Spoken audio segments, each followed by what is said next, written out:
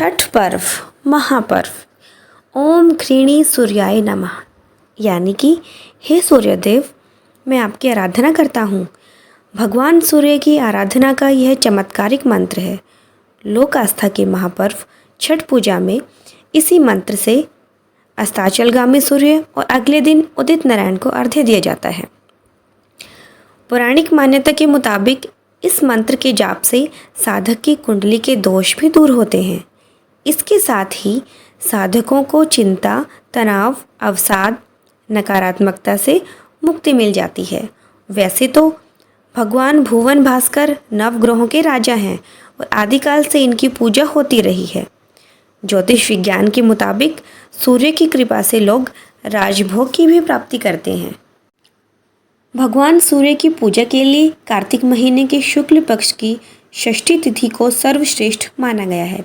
इसीलिए इस तिथि को सूर्य षष्ठी या फिर डाला छठ भी कहते हैं। लोक परंपरा के इस पर्व के विवरण श्रीमद् भागवत, स्कंद पुराण और पद्म पुराण में भी मिलते हैं।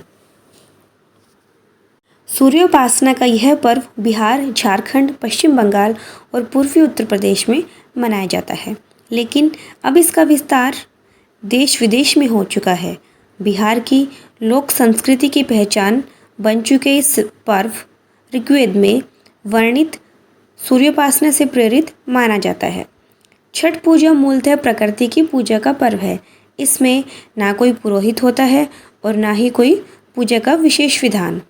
इसमें ताजे फल एवं सब्जियों से सूर्य देव की पूजा की जाती है और भगवान सूर्य की बहन छठी मैया की आराधना की जाती है।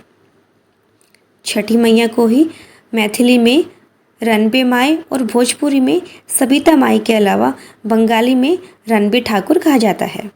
शिव पुराण की कथा के मुताबिक छठी मैया माता पार्वती के छठे रूप में है। छठी मैया के पूजन के लिए नियम थोड़े कठिन हैं। 4 दिन के इस व्रत में साफ सफाई का बहुत ध्यान रखना होता है। इसकी शुरुआत ही नहाई खाई के साथ होती है। दूसरे दिन खरना और तीसरे दिन अस्ताचलगामी सूर्य को अर्घ्य दिया जाता है। फिर चौथे दिन उदित नारायण यानी उगते हुए सूर्य को अर्घ्य देकर व्रत का पारायण होता है। इस पर्व पर संतान सुख की प्राप्ति के लिए साधक और भी कठिन तप करते हैं। वह कमर भर ठंडे पानी में खड़े होकर हाथ जोड़ते हुए छठी मैया और भगवान सूर्य को प्रसन्न करते हैं। मान्यता है कि ऐसा करने से उनकी मनौतियाँ पूरी होती है। हालांकि इसका एक वैज्ञानिक पक्ष भी है। दरअसल कार्तिक माह शुक्ल पक्ष की पंचमी तिथि को भगवान सूर्य के अस्त होने, षष्ठी तिथि को उदय होने का एंगल ऐसा होता है कि अर्घ्य देते समय किरण रश्मियाँ साधक के शरीर पर पूरी पड़ती हैं। इससे महिलाओं की मातृत्व क्षमता और पुरुषों के पुरुषत्व में इजाफा होता है। छठ पर्व यानी कि छठ पर्व महापर्व की ऐतिहासिकता। छठ महापर्व शुरुआत का कोई ठोस प्रमाण नहीं मिलता। हालांकि वाल्मीकि रामायण में जिक्र मिलता है कि त्रेता युग में माता सीता ने यह व्रत किया था। माना जाता है कि उन्होंने यह पूजा बिहार के मुंगेर में गंगा के बीच में एक शिलाखंड पर किया था। इसी प्रकार एक और कथा है कि देवासुर संग्राम में देवता हार गए थे। उस समय देव माता अदिति ने तेजस्वी पुत्र की प्राप्ति के लिए देवारण्य में रनबे यानी छठी मैया की पूजा की थी। फिर छठी मैया के ही आशीर्वाद से त्रिदेव रूप में आदित्य भगवान पैदा हुए और उन्होंने देवताओं को विजय दिलाई। इसी प्रकार द्वापर में माता कुंती ने भी यह व्रत किया था। इसके परिणाम स्वरूप उन्हें कर्ण जैसा वीर पुत्र की प्राप्ति हुई थी।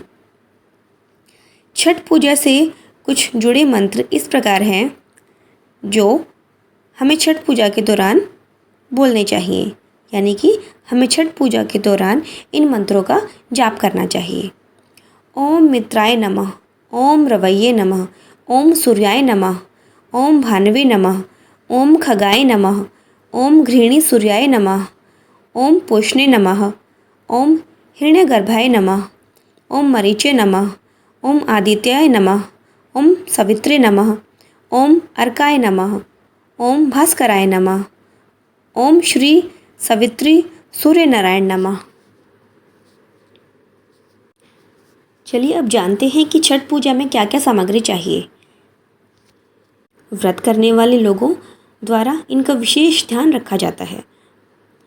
पहनने के लिए नया कपड़ा, बांस की 2-3 बड़ी टोकरी, लोटा, थाली, दूध और जल के लिए ग्लास, 5 गन्ने जिनमें पत्ते लगे हों, पानी वाला नारियल, शकरकंदी और सूथनी, पान और सुपारी, हल्दी, मूली और अदरक का हरा पौधा, बड़ा वाला मीठा नींबू जिसे डाभ भी कहते हैं, फल, सिंघाड़ा, मिठाई, गुड़, गेहूँ, चावल का आटा, ठेकुआ, चावल, सिंदूर, कलावा, दीपक, शहद, धूप, कुमकुम, कद्दू और दूध।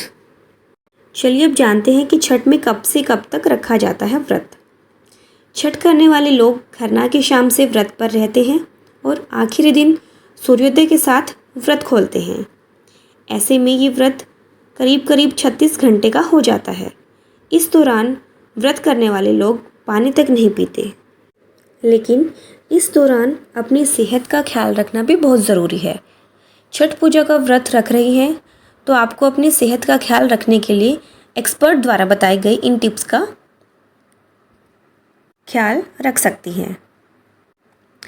व्रत रखने से पहले और खोलने के बाद शरीर को हाइड्रेट रखने के लिए नारियल पानी पिएं और ऐसे फूड्स का सेवन करें जिससे शरीर को हाइड्रेट रखने में मदद मिल सके, खासकर व्रत के पहले, ताकि अगले दिन निर्जला व्रत के दौरान शरीर डिहाइड्रेट ना हो। व्रत के दौरान भूखे रहते हैं, ऐसे में व्रत खोलने के बाद हैवी खाना ना खाएं, बल्कि इसकी जगह आप हल्की चीज़ों का सेवन करें। भारी खाना खाने से पाचन पर असर पड़ता है और हैवी खाना, तला भुना और मसालेदार खाने से पाचन खराब हो सकता है। व्रत के पहले और बाद ऐसी चीज़ों का सेवन करने से बचें जिसे खाने से पेट में एसिडिटी की समस्या हो। निर्जला व्रत रखने के एक दिन पहले आप चाय और कॉफ़ी का ज़्यादा सेवन करने से बचें, खास करके खाली पेट, क्योंकि इसके कारण भी एसिडिटी की समस्या हो सकती है। और व्रत के दौरान ज़्यादा भागदौड़ वाले काम ना करें, क्योंकि इससे शरीर जल्दी थक जाता है, जिसके कारण कमजोरी आ सकती है, जिसके कारण चक्कर या फिर किसी तरह की समस्या का सामना करना पड़ सकता है। इसीलिए कोशिश करें कि आराम करें और ज़्यादा एनर्जी वाले काम ना करें। तो इसी के साथ चलिए आप सभी को छठ पर्व, महापर्व की बहुत बहुत शुभकामनाएं। धन्यवाद।